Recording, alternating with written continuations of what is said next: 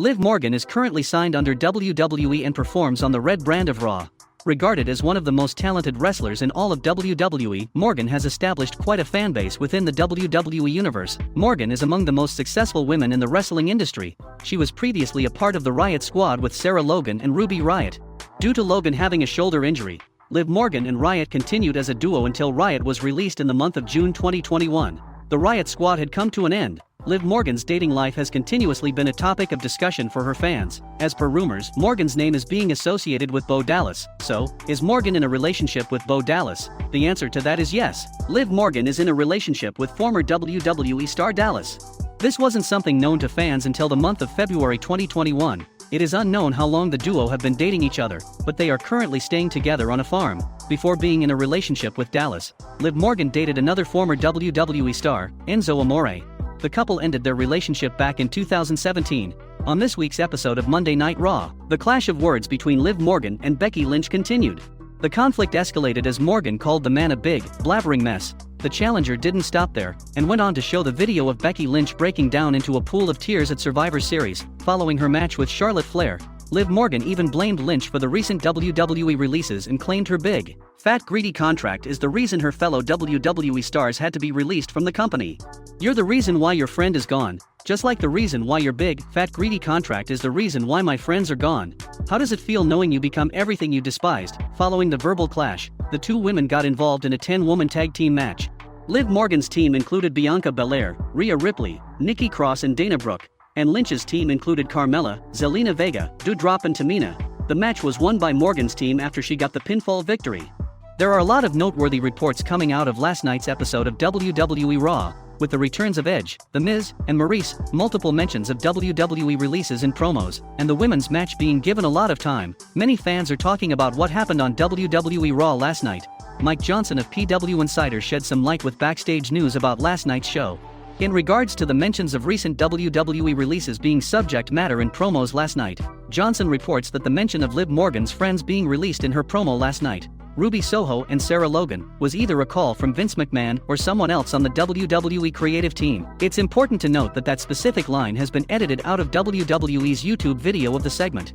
As for Edge's reference to John Morrison last night, it's being reported that due to Edge having a lot of creative freedom in his promos, it's likely something that he came up with on the fly and not something WWE creative told him to say. Regarding Maurice's return, Johnson reports that this isn't supposed to be a one-off, and that there is already early talk of including Beth Phoenix into the feud in the weeks ahead. One match that got a lot of people talking last night was the amount of time WWE gave the 10-woman tag team match after having so many short matches for the women on the show in recent months. Johnson reports the match got a lot of praise backstage as everyone thought the match accomplished exactly what it needed to do in terms of getting Liv Morgan over in preparation for her WWE Raw Women's Championship match against Becky Lynch next week. It's also worth noting that Carmella was reportedly checked out backstage after the match on WWE Raw after getting hit with a clothesline from Rhea Ripley. Carmella was also looked over at ringside after the spot took place, but Johnson reports that she was able to do everything she was scheduled to do in the match and didn't miss anything despite getting rocked by Ripley. What did you think of WWE Raw last night? Did all the talk of WWE releases on their own show turn you off last night? Let us know your thoughts by sounding off in the comments section below.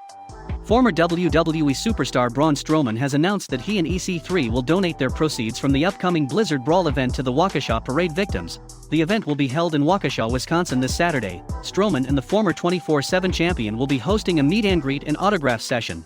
All of the proceeds will go to the Victims Fund. Braun Strowman told CBS 58 News that the city is dear to his heart and it's an opportunity for him to do some good in the community. So here's the deal, said Strowman. We are doing a meet and greet autograph signing, photo opportunity stuff before and after the show, myself and my tag team partner for the night, EC3, his real name is Michael Hunter. He's one of my best friends and business partners and my tag team wrestling partner. We have been very blessed and fortunate in our lives with everything that has been allotted to us through professional wrestling, working with WWE, and now working outside of WWE. Wisconsin is near and dear to my heart, Strowman said. My sister and I are the only ones in my family born out of the state of Wisconsin. Waukesha is my back door, my backyard. I think this is an awesome opportunity to do some good in the community, Strowman added. All the money, all the proceeds raised from the autograph signing meet and greet will be donated to the families and the victims of the Waukesha Christmas Parade. I am really looking forward to having a huge massive turnout. I mean, it's in Waukesha, so the people of Waukesha will be supporting this for a good cause, looking to do a little bit of good in a time of bad here. Braun Strowman is one of the most generous human beings in the world. This won't be the first time he'll be doing something for a good cause. Back in 2019, the former Universal Champion jumped into a frozen lake in support of the Boys and Girls Club. He is hoping to raise a minimum of $10,000 to donate to the Waukesha parade victims. "I am hoping to raise a minimum of $10,000, said Strowman. "I don't see why people coming out for photographs, autographs, I'll be signing action figures, I'll be signing personal pictures, and once again 100% of the proceeds from my meet and greet and EC3's meet and greet will be donated to the families of Waukesha victims." Braun Strowman had a successful career in WWE, capturing the Universal Championship and Raw Tag Team Championship, among other accomplishments. Meanwhile, EC3 is a 4-time 24/7 champion. Apparently Becky Lynch doesn't have a big, fat greedy WWE contract after all. A lot of talk has been made lately of the new WWE contract Brock Lesnar received to return to the company at SummerSlam. Becky Lynch's current WWE contract was brought up last night on Raw as the reason other talents have been recently released. However, according to Dave Meltzer on the latest edition of Wrestling Observer Radio, many of the current WWE talents, Becky Lynch and Brock Lesnar included, are greatly underpaid. Becky Lynch is underpaid. There is not one person on this roster who is not greatly underpaid, including Roman Reigns and including Brock Lesnar for that matter, Dave Meltzer said. Based on, if you were in any sport, and the amount of revenue that you draw, the amount of revenue that you generate, when you're talking about the percentage that the WWE guys get as compared to, even the UFC fighters, who are terribly underpaid. How much is a reserve lineman on an NFL team generating? Nothing, but because the players play the game and the players are the game, they get 50%. Meltzer went as far as to say that an unknown player in the NFL still makes more than someone like Drew Gulak on the WWE roster. When you compare WWE to other major sports, the pay gap is eye-opening. So an unknown NFL player is still making a lot more money than Drew Gulak. Just for an example, Dave Meltzer continued, they're all greatly underpaid based on sports standards. Forget the NBA, those guys make incredible money, but on any sports franchise, they're getting roughly 50% of the revenue. In WWE it's under 10%. So you could put everyone's salary up 5 times, and then you're getting the level where you would be equal to the other sports. And if you did that, the company would still be wildly profitable.